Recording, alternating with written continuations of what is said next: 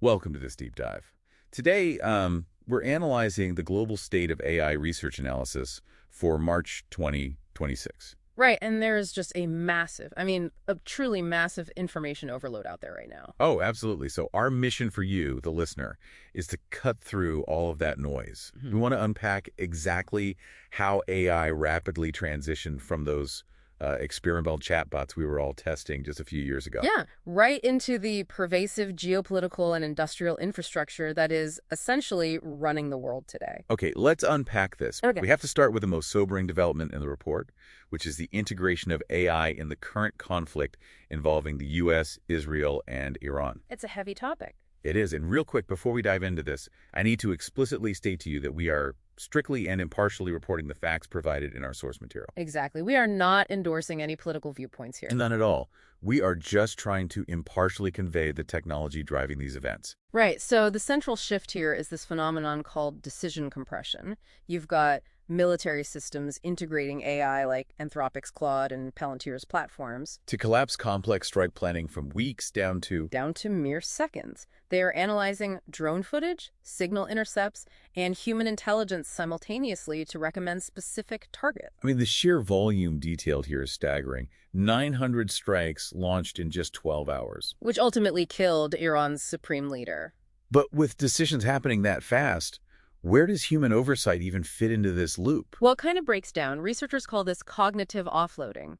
Human operators basically end up rubber stamping these rapid-fire AI plans because they simply lack the time to properly evaluate them. Which directly led to that tragic strike on a Minab school, killing 165 people. Right. And what's fascinating here is how this military reality has completely fractured the major AI players. Anthropic actually refused to allow fully autonomous lethal weapons. And because they drew those red lines, the U.S. government designated them a national security risk. A $380 billion domestic company labeled a risk, while OpenAI just stepped right into that void and signed a Pentagon contract.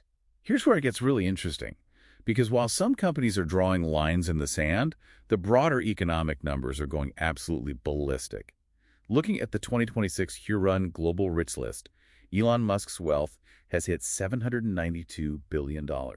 And NVIDIA just shattered the $5 trillion valuation mark. But there's a paradox here, right? Because while AI billionaires multiply, consumer AI costs are plummeting.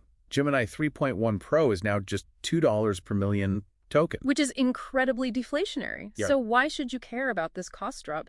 Because falling costs mean AI is becoming agentic. It's independently managing your personal daily logistics now. Exactly. It's not just a tool you query anymore. And we're seeing the rise of sovereign AI too, which proves this isn't just a Western corporate tool. Like Chile's Latam GPT. Yes. And India's Karnataka state funding bespoke AI tutors for 1.2 million students. Moving on to the science, the leaps are just massive. The AntScan project digitized 2,000 3D ant species in a single week. And in biology, EVO2 generated an entire working bacterial genome from scratch. But if we connect this to the bigger picture... Right. The AI safety report outlines a very dark side to these capabilities.